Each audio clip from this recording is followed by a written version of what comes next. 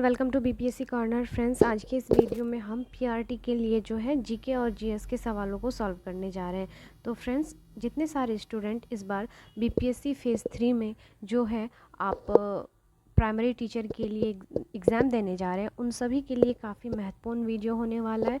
तो please video को पूरा देखिए और अगर अच्छा लगे तो दूसरे को भी शेयर कीजिए। तो चलिए शुरू करते हैं आज का इम्पॉर्टेंट वीडियो और देखते हैं आज के महत्वपूर्ण सवालों को। फ्रेंड्स, ये सभी सवाल जो है बीपीएससी के द्वारा पूछे जा चुके हैं या पूछे जाने की संभावना भी बनती है। तो प्लीज़ वीडियो को पूरा देखिएगा और सॉल्व कीजिए कि आपके कितने मार्क्स आ रहे हैं, क्योंकि अगर आपने इसमें अगर 80+ क्वेश्चंस को सॉल्व कर लिया फ्रेंड्स, तो आप जो है कट ऑफ के एकदम जो है आपका कट ऑफ जो है अच्छे खासे से निकल जाएगा।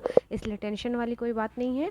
आप प्लीज़ वीडियो को पूरा देखिए और क्वेश्चन सॉल्व कीजिए, साथ ही कमेंट कीजिए कि मार्क्स कितने आ रहे हैं। तो शुरू करते हैं आज का इम्पॉर्टेंट वीडियो। चलिए देखिए आज का पहला सवाल क्या है।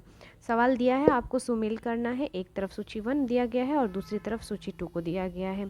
तो चलिए देखते हैं।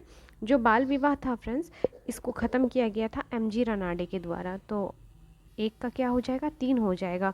ठगी प्रथा का अंत किसने किया था, ये भी आपको पता होगा, कर्नल स्लीमन के द्वारा किया गया था। तो 2 का 2 होगा। विधवा पुनर्विवाह, इसके लिए जो काफ़ी योगदान था ईश्वर चंद्र विद्यासागर जी का, तो 3 का 1 हो जाएगा। और पिंडारियों का दमन जो है फ्रेंड्स, ये लॉर्ड हेस्टिंग्स के द्वारा किया गया था या इनके कार्यकाल में किया गया था।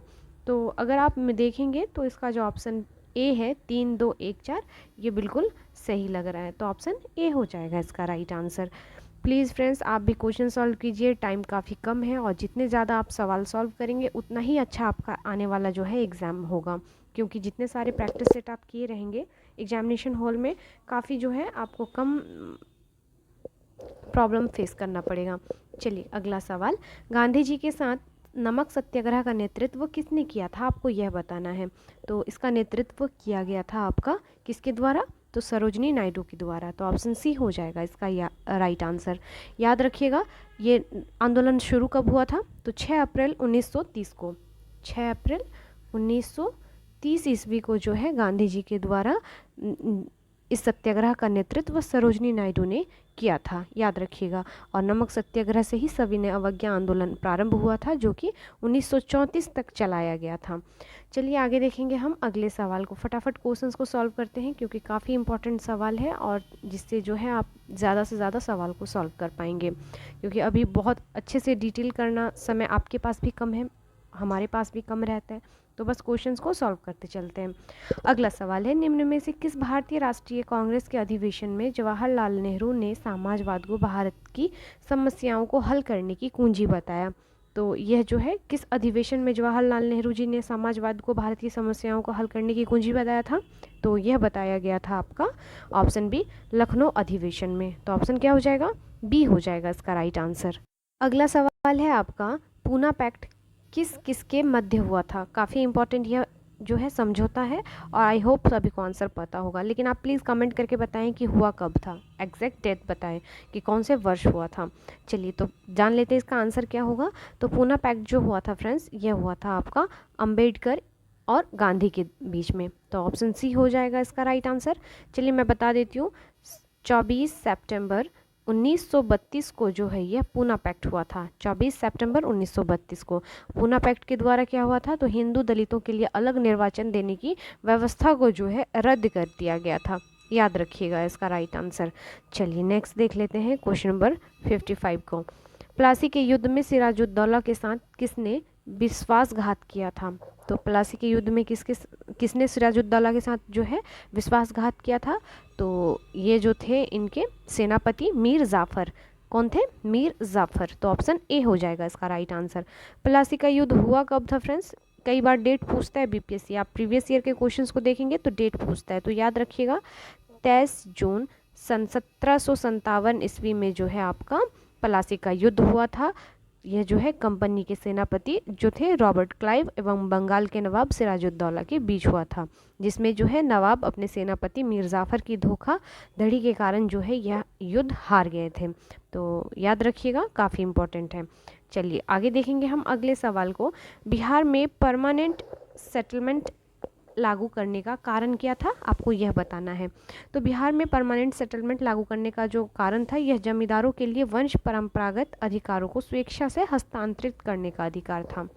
जमींदारों के लिए वंश परंपरागत अधिकार को स्वेच्छा से हस्तांतरित करने का अधिकार था। तो ऑप्शन बी हो जाएगा इसका राइट आंसर। चलिए नेक्स्ट देख लेते हैं अगले सवाल को। अगला सवाल है, महात्मा गांधी ने हरिजन यात्रा कहाँ से प्रारंभ की थी? तो फ्रेंड्स यह वर्धा से शुरू की गई थी। ऑप्शन सी हो जाएगा इसका राइट आंसर। याद रखिएगा, यरवदा जेल से छूटने के बाद गांधी जी ने हरिजन कल्याण के लिए जो है वर्धा से 7 नवंबर सन 1933 ईस्वी को हरिजन यात्रा प्रारंभ की थी, जो कि लगभग 20,000 किलोमीटर की यात्रा तय की गई थी। और दलित वर्ग को हरिजन नाम जो है गांधी जी के द्वारा दिया गया था। दलित वर्ग को हरिजन किसने कहा था? अगर यह क्वेश्चन बनता है हरिजन से तो याद रखिएगा गांधी जी ने नाम दिया था ये। और अखिल भारतीय हरिजन संघ का भी गठन कई बार आपने देखा होगा, यह सवाल बनता है। तो यह 1932 को बना था। 1932 को बना था हरिजन सेवक संघ की स्थापना। तो याद रखिएगा फ्रेंड्स, काफ़ी इंपॉर्टेंट सभी फैक्ट हैं, आपको याद रखना है। चलिए नेक्स्ट देख लेते हैं। निम्नलिखित में से किन आरंभिक राष्ट्रवादियों ने अंग्रेजों के आर्थिक शोषण का निकास सिद्धांत ड्रेन थ्योरी दिया था? किसने प्रतिपादित किया था ड्रेन थ्योरी को पहले? तो यह किया गया था फ्रेंड्स, आपका उपयुक्त में से एक से अधिक इसका राइट आंसर हो जाएगा, क्योंकि जो ड्रेन थ्योरी को समझाया था दादा भाई नौरोजी के द्वारा। फिर हो जाएगा रमेश चंद्र दत्त ने भी कहा था इसके बारे में, MG रनाडे ने भी कहा था, और गोपाल कृष्ण गोखले जी के भी द्वारा कहा गया था। तो याद रखिएगा फ्रेंड्स, इसका ऑप्शन जो हो जाएगा डी, उपयुक्त में से सभी ने, ऑप्शंस में जो रमेश चंद्र दत्त है, MG रनाडे, दादा भाई नौरोजी, गोपाल कृष्ण गोखले, इन सभी ने जो है आपके आर्थिक शोषण का निकास सिद्धांत दिया था। तो इस प्रकार से ऑप्शन डी हो जाएगा।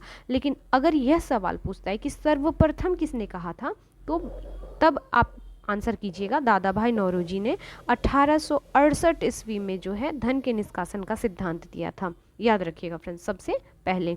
और रमेश चंद्र दत्त के द्वारा क्या दिया गया था? तो भारत का आर्थिक विकास पुस्तक जो है 2 खंड में प्रकाशित किया था इन्होंने। तो याद रखना है आपको। चलिए नेक्स्ट देख लेते हैं अगले सवाल को। क्वेश्चन नंबर 59 में है, किसने अपनी पुस्तक गुलामगिरी 1873 में जाति व्यवस्था की कुरीतियों के बारे में लिखा था? तो यह लिखा था ज्योतिराव गोविंदराव फूले ने। याद रखिएगा, ज्योतिराव गोविंदराव फूले ने जो है अपनी पुस्तक गुलामगिरी में जाति व्यवस्था की जो है बुराइयों को दर्शाया था। ऑप्शन क्या हो जाएगा? बी हो जाएगा। अगले सवाल में पूछा गया है आपसे, कांग्रेस ने दिसंबर 1920 में अपने डैश में आयोजित हुए अधिवेशन के दौरान असहयोग आंदोलन को अंगीकृत किया था। तो यह किया था नागपुर अधिवेशन में। याद रखिएगा, जो कांग्रेस का अधिवेशन हुआ था 1920 में, यह हुआ था आपका कहाँ पर? तो नागपुर अधिवेशन में आयोजित हुए अधिवेशन के दौरान असहयोग आंदोलन को अंगीकृत किया था। तो ऑप्शन सी हो जाएगा इसका राइट आंसर। क्वेश्चन नंबर 61 में पूछा गया है, 1907 में भारतीय राष्ट्रीय कांग्रेस के अध्यक्ष कौन थे? आपको यह बताना है। तो राम बिहारी घोष थे। 1907 का जो राष्ट्रीय अधिवेशन हुआ था, भारतीय राष्ट्रीय कांग्रेस का अधिवेशन, इसमें अध्यक्ष कौन थे? राम बिहारी बोस थे। याद रखिएगा फ्रेंड्स। और 1907 में सूरत अधिवेशन के समय कांग्रेस का प्रथम बार विभाजन भी हुआ था। कांग्रेस का विभाजन भी हुआ था, यह भी कई बार पूछता है। 1907 इसीलिए अपने आप में काफ़ी इंपॉर्टेंट है, क्योंकि कांग्रेस प्रथम बार 2 खंडों में विभाजित हुआ था, गरम दल और नरम दल। याद रखिएगा फ्रेंड्स, काफ़ी भारी जो है मतभेद हुआ था सभी राजनेताओं को। तो याद रखना है आपको, काफ़ी इंपॉर्टेंट हो जाता है इस दृष्टि से। अगला सवाल है, किसकी मृत्यु पर जवाहरलाल नेहरू ने कहा था हमारे जीवन से प्रकाश चला गया? मोस्ट VVI क्वेश्चन है, ना जाने BPSC कब कितनी बार यह क्वेश्चन रिपीट कर चुका है। तो याद रखिएगा, महात्मा गांधी जी की मृत्यु पर यह कथन कहा था हमारे जीवन से प्रकाश चला गया था। तो ऑप्शन क्या हो जाएगा? ए हो जाएगा इसका राइट आंसर। अगला सवाल है आपका, इनमें से किसने भारत में 19वीं शताब्दी के अंत में प्लेग की जांच करने में विफलता के कारण पूना के प्लेग कमिश्नर रैंड की गोली मारकर हत्या कर दी थी? तो यह थे दामोदर चापीकर ने हत्या कर दी थी। दामोदर चापीकर ने भारत में 19वीं शताब्दी के अंत में जब प्लेग की जांच करने में विफलता के कारण पूना के प्लेग कमिश्नर जो थे रैंड, इनकी गोली मारकर हत्या कर दी गई थी। घटना कब हुआ था? तो 22 जून 1857 ईस्वी को। डेट भी याद रखना काफ़ी इंपॉर्टेंट है। चलिए अगला सवाल, किस संविधान संशोधन अधिनियम द्वारा संपत्ति के अधिकार को मौलिक अधिकारों की श्रेणी से हटाकर अनुच्छेद 301 के तहत एक सामान्य विधिक अधिकार में परिवर्तित कर दिया गया? तो यह किया गया था आपका कब? तो 44वें संविधान संशोधन के द्वारा। याद रखिएगा, इस अधिनियम 44वें संविधान संशोधन अधिनियम के द्वारा संपत्ति के अधिकार को मौलिक अधिकारों की श्रेणी से हटाकर 301 के तहत जो है एक सामान्य विधिक अधिकार में परिवर्तित कर दिया गया था। और यह 44वां संविधान संशोधन हुआ किस वर्ष था? तो 1978 को, 1978 को। याद रखिएगा फ्रेंड्स। चलिए नेक्स्ट देख लेते हैं हम अगले सवाल को। हमारा अगला सवाल है, इनमें से किसने गांधी जी को ब्रिटिश भारत की यात्रा करने और वहाँ की भूमि और लोगों के बारे में जानने की सलाह दी थी? तो इनमें से किसने यह जो है सलाह दी थी? इसका राइट आंसर हो जाएगा friends option C, Gopal Krishna Gokhale ने कहा था ऐसा। याद रखिएगा, गोपाल कृष्ण गोखले ने भारत की यात्रा करने और वहाँ की भूमि और लोगों के बारे में जानने की सलाह दी थी। और यह थे कौन गोपाल कृष्ण गोखले? तो इनके राजनीतिक गुरु थे, गांधी जी के राजनीतिक गुरु थे। तो ये भी याद रखिएगा। चलिए नेक्स्ट देख लेते हैं, भारतीय संविधान का कौन सा अनुच्छेद संवैधानिक विवाद में सर्वोच्च न्यायालय के अपीलीय क्षेत्राधिकार से संबंधित है? तो यह संबंधित है अनुच्छेद 132 के तहत। ऑप्शन बी हो जाएगा इसका राइट आंसर। सभी सवाल काफ़ी इंपॉर्टेंट है फ्रेंड्स, इसलिए एकदम अच्छे से इसको सॉल्व कर लीजिए और देख लीजिए, अच्छे से रट लीजिए, क्योंकि एग्ज़ाम काफ़ी नज़दीक है। चलिए अगला सवाल, सर्वोच्च न्यायालय में न्यायिक कामकाज के लिए किस भाषा का इस्तेमाल किया जाता है? तो हम जो आपका सुप्रीम कोर्ट है, यहाँ पे किस लैंग्वेज में काम किया जाता है? तो इसका राइट आंसर जो हो जाएगा फ्रेंड्स, यह हो जाएगा इंग्लिश में किया जाता है। याद रखिएगा, इंग्लिश में किया जाता है। चलिए आगे देख लेंगे हम अगले सवाल को। अगला सवाल है, लोकसभा का सचिवालय निम्न में से किसके अंतर्गत कार्य करता है? तो यह लोकसभा के अध्यक्ष के अंतर्गत जो है कार्य करता है। याद रखिएगा, अनुच्छेद 58 में जो है, अनुच्छेद 58 में आपका जो है संसद के सचिवालय का उल्लेख किया गया है। अगर अनुच्छेद पूछेगा तो 98, और यह लोकसभा के अध्यक्ष के अंतर्गत जो है कार्य करता है। तो ऑप्शन सी हो जाएगा इसका राइट आंसर। चलिए नेक्स्ट देख लेते हैं हम अगले सवाल को। आपका अगला सवाल है, भारत शासन द्वारा राजकीय चिन्ह कब से अंगीकृत किया गया था? आपको यह बताना है। तो यह अंगीकृत किया गया था 26 जनवरी सन 1950 को। याद रखिएगा, जो स्टेट एम्बलम है इसे आपका अंगीकृत किया गया था 26 जनवरी सन 1950 ईस्वी को। और भारत का राजकीय चिन्ह है क्या? तो अशोक चक्र। क्या है? अशोक चक्र। चलिए नेक्स्ट देख लेते हैं हम अगले सवाल को। राष्ट्रपति अध्यादेशों को तभी लागू करते हैं जब क्या होता है? संसद का सत्र चालू नहीं होता है। ऑप्शन सी हो जाएगा इसका राइट आंसर।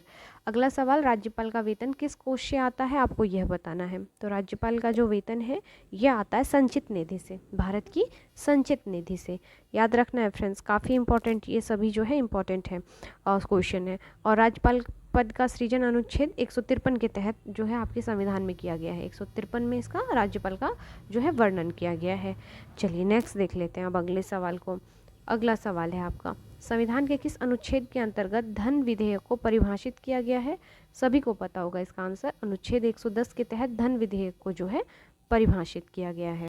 अगला सवाल है आपका, संसद के 2 सत्रों के बीच अधिकाधिक अंतराल होना चाहिए, यानी कितना गैप होना चाहिए? 2 जो सत्र बुलाए जाते हैं संसद में, इनके बीच का सबसे जो है अधिकतम गैपिंग कितना होना चाहिए? तो ये गैप होना चाहिए केवल 6 महीने तक का। ऑप्शन बी हो जाएगा इसका राइट आंसर। याद रखिएगा, भारतीय संविधान में सत्र को आहूत और सत्रावसान करने का अधिकार राष्ट्रपति को है, और केवल 6 जो है महीने तक ही 2 सत्रों के बीच एक अंतराल होना चाहिए।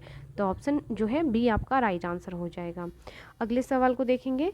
अगला सवाल है, भारत के उपराष्ट्रपति के संबंध में कौन सा कथन असत्य है? आपको यह बताना है। तो उपराष्ट्रपति का चुनाव भारत का राष्ट्रपति करता है, यह जो है आपका एक कथन जो हो जाएगा असत्य हो जाएगा, कि उपराष्ट्रपति का चुनाव भारत का राष्ट्रपति करता है। याद रखिएगा, यह गलत है, क्योंकि जो है भारत के उपराष्ट्रपति के संबंध में यह कथन असत्य है कि यह जो उपराष्ट्रपति का चुनाव है भारत के राष्ट्रपति करते हैं, क्योंकि उपराष्ट्रपति को निर्वाचन या पदच्युत करने से संबंधित प्रस्ताव सर्वप्रथम राज्यसभा में ही लाया जा सकता है और राज्यसभा के प्रभावी बहुमत से पारित प्रस्ताव पर लोकसभा की सहमति पर उपराष्ट्रपति को जो है आपका पदच्युत किया जा सकता है।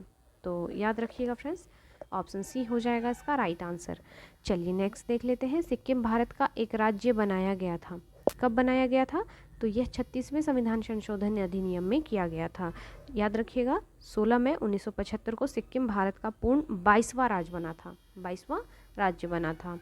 आगे देखेंगे हम, किस ग्रह को पृथ्वी के जुड़वा के रूप में जाना जाता है? काफ़ी इजी सा सवाल है, आई होप आंसर सभी को पता होगा। यह शुक्र ग्रह है। शुक्र ग्रह को पृथ्वी का जुड़वा कहा जाता है या जुड़वा बहन भी कहा जाता है। चलिए आगे देख लेते हैं हम। अगला सवाल है आपका, हिमालय पर्वतमाला का वह हिस्सा है जो तीस्ता और दिहांग नदी के बीच स्थित है, डैश के रूप में जाना जाता है। तो हिमालय पर्वतमाला का वह हिस्सा जो तीस्ता और दिहांग के बीच है, नदी के बीच, यह है आपका असम हिमालय। असम हिमालय तीस्ता और दिहांग के बीच में है फ्रेंड्स। इधर तीस्ता, इधर दिहांग और बीच में क्या है? असम हिमालय। तो याद रखना है आपको। चलिए नेक्स्ट देख लेते हैं। निम्नलिखित में कौन सा युग्म सुमेलित नहीं है? आपको यह बताना है जो सुमेल नहीं है आपका। तो यह हो जाएगा अर्जेंटीना जो है प्रियरीज, यह जो है आपका युग्म सही नहीं है, क्योंकि जो प्रियरीज अमेरिका का, कनाडा और मैक्सिको में विस्तृत शीतोष्ण कटिबंधीय घास का मैदान है, ना कि यह अर्जेंटीना में पाया जाता है।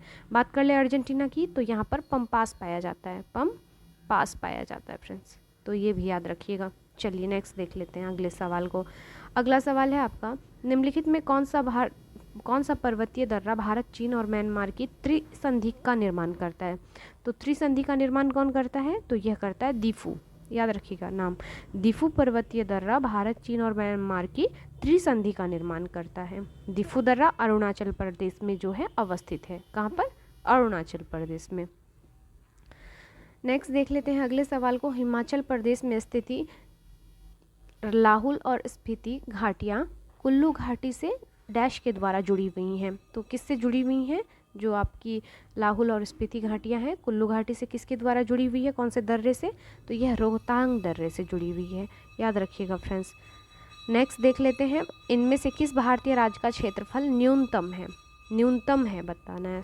तो यह न्यूनतम हो जाएगा आपका उत्तर प्रदेश। ऑप्शन सी हो जाएगा इसका राइट आंसर। बात कर ले भारत के क्षेत्रफल घटते क्रम में 4 बड़े राज्यों की, तो राजस्थान, मध्य प्रदेश, महाराष्ट्र, देन उत्तर प्रदेश।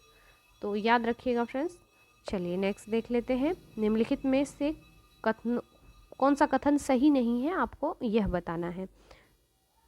इसमें से जो कथन सही नहीं है यह हो जाएगा सौरमंडल 2.3 बिलियन वर्ष पुराना है। ऑप्शन सी जो हो जाएगा यह सही हो जाएगा, क्योंकि सौरमंडल का निर्माण लगभग 4.6 बिलियन वर्ष पूर्व हुआ था। 4.6 बिलियन वर्ष पूर्व हुआ था। याद रखिएगा। चलिए नेक्स्ट देख लेते हैं अगले सवाल को। अगला सवाल है, प्रसिद्ध पर्वतीय स्टेशन कोडाई कनाल कहाँ स्थित है? तो यह अवस्थित है आपके पालनी हिल्स में। कहाँ पर? पालनी हिल्स पर। याद रखिएगा, यह तमिलनाडु में स्थित एक पहाड़ी है। याद रखना है यह भी फैक्ट। नेक्स्ट है, निम्नलिखित में किस वन को मानसून वन के नाम से जाना जाता है? तो मानसून उष्ण जो कटिबंधीय पर्णपाती वन है, इसे हम मानसूनी वन के नाम से जानते हैं, उष्ण कटिबंधीय पर्णपाती वन को। नेक्स्ट देख लेते हैं अगले सवाल को। अरुण, वरुण और तमूर नदियाँ नदी प्रणाली का हिस्सा है। तो किस नदी प्रणाली का हिस्सा है ये? तो यह हो जाएंगी कोसी नदी प्रणाली का हिस्सा है ये। नेक्स्ट है, सोमेश्वर श्रेणी निम्नलिखित पर्वत श्रेणियों में किसका एक भाग है? सोमेश्वर श्रेणी। तो फ्रेंड्स जो सोमेश्वर श्रेणी है यह आपके शिवालिक पर्वत श्रेणी का जो है एक भाग है। तो ऑप्शन जो बी हो जाएगा इसका राइट आंसर हो जाएगा। अगला सवाल है, लोकसभा सचिवालय किसके सीधे पर्यवेक्षण में आता है? तो यह आता है लोकसभा अध्यक्ष के। लोकसभा अध्यक्ष के। नेक्स्ट है, बिहार का चौरी विद्रोह किस वर्ष हुआ था? बिहार का चौरी विद्रोह, फ्रेंड्स चौरा चौरी विद्रोह नहीं है, ये बिहार का चौरी विद्रोह है। तो यह विद्रोह 1798 ईस्वी में हुआ था। चुआर विद्रोह को जंगल महल विद्रोह के नाम से भी हम क्या कहते हैं, जानते हैं। और यह जो है आपका बंगाल क्षेत्र में 1771 से आपका 1809 के मध्य जो है हुआ था। तो याद रखना है इसको। ये जो है चौरी विद्रोह 1798 हो जाएगा इसका राइट आंसर। देखेंगे अगले सवाल को।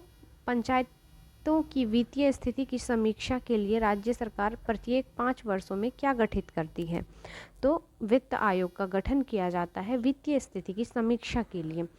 अगला सवाल है आपका, काफ़ी इम्पोर्टेंट है, बिहार के परिप्रेक्ष्य में पूछा गया है। शहरीकरण के बढ़ते स्तर के अनुसार बिहार के निम्न जिलों का सही क्रम क्या है, आपको यह बताना है। तो अगर सही क्रम को देख ले फ्रेंड्स, तो पहले आएगा नालंदा, मुंगेर, देन पटना। ऑप्शन क्या हो जाएगा? बी हो जाएगा इसका राइट आंसर। याद रखना है, जो बिहार का आर्थिक सर्वेक्षण का डेटा है, इसके अकॉर्डिंग पटना जिले में सबसे ज़्यादा शहरीकरण का स्तर है, जो कि 44.3%। 44.3%। चलिए, अगर आप बिहार में किस जिले से वीडियो को देख रहे हैं प्लीज़ कमेंट करके बताएं। चलिए नेक्स्ट देख लेते हैं हम अगले सवाल को। किस पारिस्थितिकी विज्ञानी ने बाहरी भूखंडों पर एक दीर्घकालिक प्रयोग में दिखाया कि उत्पादकता, स्थिरता, पारिस्थितिक तंत्र के आक्रमण के प्रतिरोध और उनकी मिट्टी की उर्वरता के लिए जैव विविधता का केंद्रीय महत्व है? तो यह जो है आपका बताया गया था डेविड टिलमैन के द्वारा। ऑप्शन बी हो जाएगा इसका राइट आंसर। अगला सवाल है, 1974 में किस शहर में पहली बार सहकारी बैंक की शुरुआत की गई थी? तो पहली बार 1974 में सहकारी बैंक की शुरुआत आपके की गई थी फ्रेंड्स अहमदाबाद शहर में। अहमदाबाद शहर में। तो ऑप्शन सी हो जाएगा इसका राइट आंसर। नेक्स्ट है, जमा मुद्रा अनुपात CDR के संबंध में कौन सा कथन सत्य है, आपको यह बताना है। सिवाय, सत्य है सिवाय। तो फ्रेंड्स इसका राइट आंसर हो जाएगा, त्यौहार सीजन के दौरान जमा मुद्रा अनुपात में आमतौर पर गिरावट आती है। तो ऑप्शन क्या हो जाएगा? सी हो जाएगा इसका राइट आंसर। अगला सवाल है आपका, भारत की जनगणना 2011 के अनुसार भारत के किस जिले की साक्षरता दर सबसे कम है? भारत की जनगणना के अनुसार भारत के किस जिले की साक्षरता दर सबसे कम है? तो फ्रेंड्स इसका राइट आंसर हो जाएगा आपका ऑप्शन बी, अलीराजपुर का। याद रखिएगा फ्रेंड्स, अलीराजपुर जिले की साक्षरता दर सबसे कम है। और यह कहाँ का जिला है? तो यह मध्य प्रदेश MP का जिला है। याद रखिएगा यह भी बात। चलिए नेक्स्ट देख लेते हैं, बिरसा मुंडा अंतर्राष्ट्रीय हॉकी स्टेडियम जो देश का सबसे बड़ा हॉकी स्टेडियम है कहाँ स्थित है? तो जो बिरसा मुंडा हॉकी स्टेडियम है यह आपका बनाया गया है राउरकेला उड़ीसा में। राउरकेला उड़ीसा में। काफ़ी इम्पॉर्टेंट यह सवाल है, याद रखना है आपको। चलिए अगला सवाल, पुस्तक द विनर्स माइंडसेट के लेखक कौन है? द विनर्स माइंडसेट के लेखक हैं आपके friends Sen Watson. The winners mindset, Sen Watson इसके लेखक हैं। नेक्स्ट है आपका, भारत ने किस देश के कांके सदुराई बंदरगाह के विकास के लिए 61.5 मिलियन डॉलर देने का वादा किया है? तो किस देश के साथ किया है इस बंदरगाह को बनाने के लिए? तो यह है आपका श्रीलंका का बंदरगाह कांके संथुराई। याद रखिएगा। नेक्स्ट है आपका, मार्च 2024 में फिलिस्तीन के नए प्रधानमंत्री कौन बन गए हैं? तो फिलिस्तीन के नए प्रधानमंत्री बनाए गए हैं मोहम्मद मुस्तफ़ा। ऑप्शन सी में दिया गया है तो राइट हो जाएगा। अगला सवाल, हाल ही में दुनिया का पहला प्रिंटेड मस्जिद का अनावरण किस देश में किया गया? प्रिंटेड मस्जिद, काफ़ी इंपॉर्टेंट सवाल लग रहा है तो याद रखिएगा, यह सऊदी अरब में जो है इसका उद्घाटन किया गया, दुनिया का पहला प्रिंटेड शहर, जिसमें जो है विश्व का पहला 3D प्रिंटेड रॉकेट अग्नि-1 की चेन्नई की private space company Agnikul Cosmos company के द्वारा लॉन्च किया गया। देखेंगे अगले सवाल को। क्वेश्चन नंबर 100 है आपका, ग्रैमी अवार्ड 2024 में किस भारतीय को ग्रैमी अवार्ड से सम्मानित किया गया? तो यह है आपका उपयुक्त में से एक से अधिक, क्योंकि जाकिर हुसैन, राकेश चौरसिया, इन लोग को जो है ग्रैमी अवार्ड 2024 से सम्मानित किया गया। तो याद रखना है आपका, जाकिर हुसैन, राकेश चौरसिया। तो उपयुक्त में से एक से अधिक हो जाएगा इसका राइट आंसर। चलिए आगे देख लेते हैं अगले सवाल को। अगला सवाल है आपका, किस राज्य सरकार ने महिलाओं के लिए कार्यस्थलों को सुरक्षित बनाने की दिशा में साहस पहल की शुरुआत की है? यह की गई है शुरुआत आपके तेलंगाना सरकार के द्वारा। करंट अफेयर्स का सवाल है, काफ़ी इंपॉर्टेंट है, तो ज़रूर देख लीजिए। नेक्स्ट सवाल बिहार से है। बिहार के किस जीआई टैग नामित उत्पाद का वानस्पतिक नाम यूरिले फेरॉक्स सालिसब है? आपको बताना है यह किसका नाम है, किसका जो है नाम है। तो फ्रेंड्स यह नाम है आपका मिथिला मखाना का, याद रखना है आपको, काफ़ी इंपॉर्टेंट है। मिथिला मखाना को जो है जीआई टैग नाम इस बार जो है दिया गया है बिहार के इस उत्पाद को। तो ऑप्शन सी हो जाएगा इसका राइट आंसर। और बात कर ले और किस किस को मिला है जीआई टैग बिहार में, तो मिर्चा चावल हो गया है आपका, भागलपुरी जर्दालू आम हो गया है, कतरनी चावल, मगही पान, शाही लीची, मिथिला मखाना, इन सभी प्रमुख उत्पाद को जो है जीआई टैग मिल चुका है। चलिए नेक्स्ट देख लेते हैं अगले सवाल को। हाल ही में केंद्र सरकार ने प्राकृतिक गैस पर किस समिति को सिफारिशों के आधार पर पाइल्ड नेचुरल गैस और कंप्रेस्ड नेचुरल गैस की कीमतों को सीमित करने के लिए नए गैस मूल्य निर्धारण को मंजूरी दी गई है?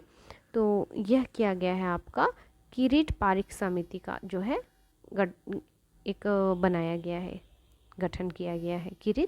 किरीट पारिक समिति का गठन किया गया है। चलिए नेक्स्ट देख लेते हैं। काफ़ी इंपॉर्टेंट सेट है फ्रेंड्स, प्लीज़ एग्जाम से पहले ज़रूर लगा लीजिए। नेक्स्ट है भारत को जानो कार्यक्रम, नो इंडिया प्रोग्राम निम्नलिखित में किसकी पहल है? तो यह जो है पहल आपका विदेशी मामलों के मंत्रालय के द्वारा। अगले सवाल में है हाल ही में समुद्र लक्ष्मण नामक सैन्य अभ्यास भारत और किस देश के बीच 2024 में विशाखापट्टनम में आयोजित किया गया? करंट अफेयर्स के सवाल हैं फ्रेंड्स, तो यह मलेशिया में किया गया। चलिए नेक्स्ट देख लेते हैं। वनों के संबंध में निम्नलिखित में कौन सा कथन गलत है, आपको यह बताना है। तो ये मृदा का संरक्षण नहीं करते हैं, ऑप्शन सी जो है आपका सही हो जाएगा। नेक्स्ट देख लेते हैं। जीवों का इनमें से कौन सा समूह मृत और क्षयकारी जीवों के विघटन में जो है शामिल होता है? तो यह शामिल होता है अपघटक, ऑप्शन बी हो जाएगा, जो डिकम्पोजर होते हैं मृत और क्षयकारी जीवों के विघटन में शामिल होते हैं। अगले सवाल में दिया गया है आपका एक स्वपोषी पारिस्थितिक तंत्र से क्या अभिप्राय है? तो इससे हो जाएगा कार्बनिक द्रव्य पीढ़ी दर पीढ़ी लगभग स्थिर रहता है। अगले सवाल में पूछा गया है घरेलू और औद्योगिक ठोस अपशिष्ट के बीच मुख्य अंतर क्या है?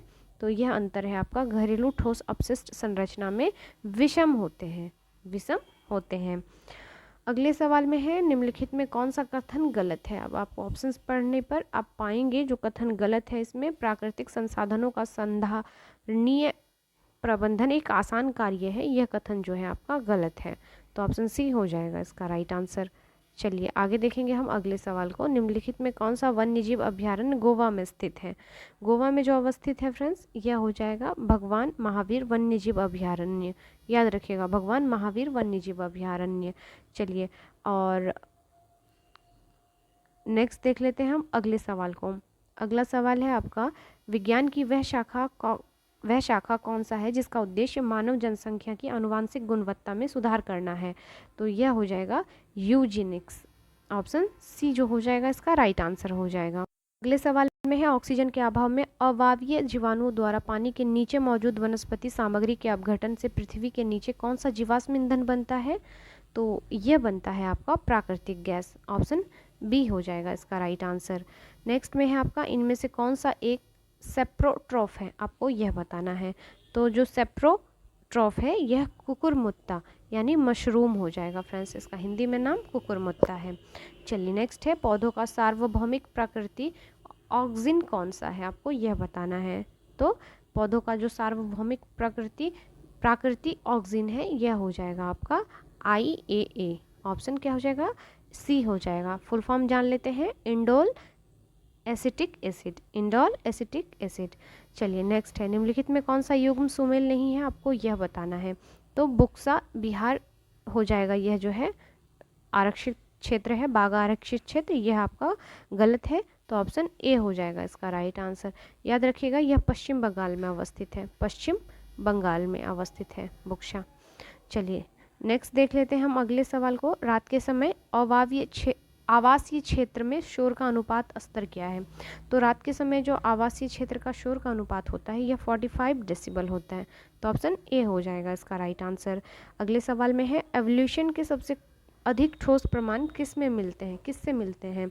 तो सबसे ठोस जो प्रमाण है यह जीवाश्मों से ही प्राप्त किया जाता है। तो ऑप्शन क्या हो जाएगा? ए हो जाएगा इसका राइट आंसर। अगला सवाल है, किसी वस्तु के वेग में परिवर्तन की दर नियत है, इसका औसत वेग कितना होगा आपको यह बताना है। राइट आंसर हो जाएगा फ्रेंड्स प्रारंभिक और अंतिम वेग के योग का आधा हो जाएगा। नेक्स्ट देख लेते हैं, चलिए अगले सवाल को। अगला सवाल है आपका, निम्नलिखित में किस मामले में एक वृत्ताकार कुंडली से संयोजित गैल्वेनोमीटर द्वारा एक धारा दर्ज की जाएगी?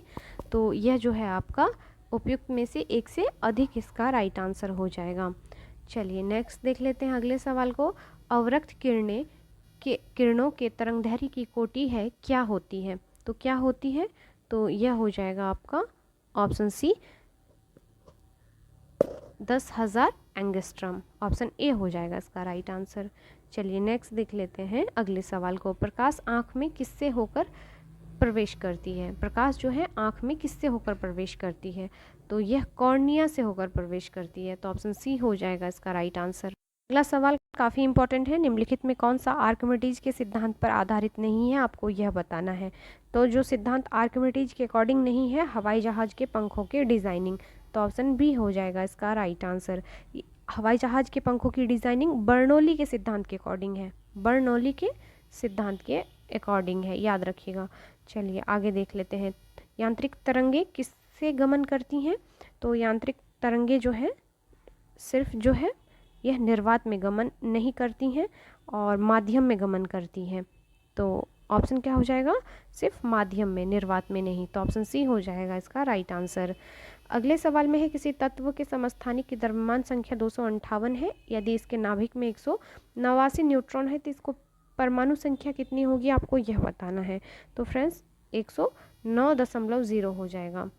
नेक्स्ट देख लेते हैं अगले सवाल को। इनमें कौन सा उभयधर्मी ऑक्साइड है, आपको यह बताना है। तो उभयधर्मी ऑक्साइड क्या हो जाएगा? Zinc oxide. नेक्स्ट है आपका सवाल, क्षार धातुओं में कौन से गुण होते हैं, आपको यह बताना है। तो क्षार धातुओं में फ्रेंड्स कम आयनन ऊर्जा होती है। ऑप्शन बी हो जाएगा इसका राइट आंसर। चलिए अगले सवाल में है, फोटोग्राफिक प्लेटों को काले कागज़ों से ढककर क्यों रखा जाता है? तो प्लेट पर लगा सिल्वर ब्रोमाइड प्रकाश के अति संवेदनशील जो है काला कागज उसे प्रकाश के संपर्क में नहीं आने देता है। तो ऑप्शन सी जो हो जाएगा इसका राइट आंसर हो जाएगा। चलिए आगे देख लेते हैं, किसको ग्लूकोज के साथ गर्म करने पर रजत दर्पण बनता है? तो यह बनता है टॉलेन अभिकर्मक को गर्म करने पर। नेक्स्ट है, कोल गैस किसे कहा जाता है? तो कोल गैस किसको कहते हैं फ्रेंड्स? तो H2 + C4 + CO को कहते हैं। ऑप्शन जो हो जाएगा ए इसका राइट आंसर हो जाएगा। चलिए अगला सवाल है आपका, स्मॉल पॉक्स रोग किससे पैदा होती है? तो यह पैदा होती है आपके बैरियोला विषाणु के द्वारा। ऑप्शन बी हो जाएगा इसका राइट आंसर। नेक्स्ट है आपका, रजत यानी सिल्वर फिश निम्न में क्या है, आपको यह बताना है। तो सिल्वर फिश जो है यह कीट के अंतर्गत आता है, यानी इंसेक्ट है ये। नेक्स्ट है, हरित ग्रंथियाँ किससे संबंधित हैं? हरित ग्रंथियाँ, तो यह जो है आपके उत्सर्जन से संबंधित हैं। ऑप्शन बी हो जाएगा इसका राइट आंसर। नेक्स्ट है, कैजुराइना क्या है, आपको यह बताना है। तो कैजुराइना जो है एक जलोद्भिद है, क्या हो जाएगा? ऑप्शन ए हो जाएगा इसका राइट आंसर। नेक्स्ट है, मेलियोडोसिस जो है क्या है, आपको यह बताना है। तो मेलियोडोसिस जो है फ्रेंड्स यह एक संक्रामक रोग है, जिसे विटमोर डिजीज भी कहा जाता है और यह जीवाणु से होता है। चलिए नेक्स्ट सवाल को देख लेते हैं। दिए गए विकल्पों में से यहाँ से रीजनिंग के सवाल फिर शुरू होते हैं। तो ये रहे आपके कुल 135 जो है जीएस के सवाल। प्लीज़ आप कमेंट करके बताएं कि आपने कितने सारे सॉल्व किए। अगर आपका 80+ से ज़्यादा मार्क्स आ रहा है तो इट मीन्स कि आप आसानी से जो है इस बार बीपीएससी ट्री का जो एग्ज़ाम है उसको क्रैक कर जाइएगा। चलिए मिलते हैं नेक्स्ट वीडियो में, तब तक के लिए थैंक यू। और प्लीज़ चैनल को सब्सक्राइब कर लीजिए ताकि आपको नोटिफिकेशन टाइम टू टाइम मिलता रहे।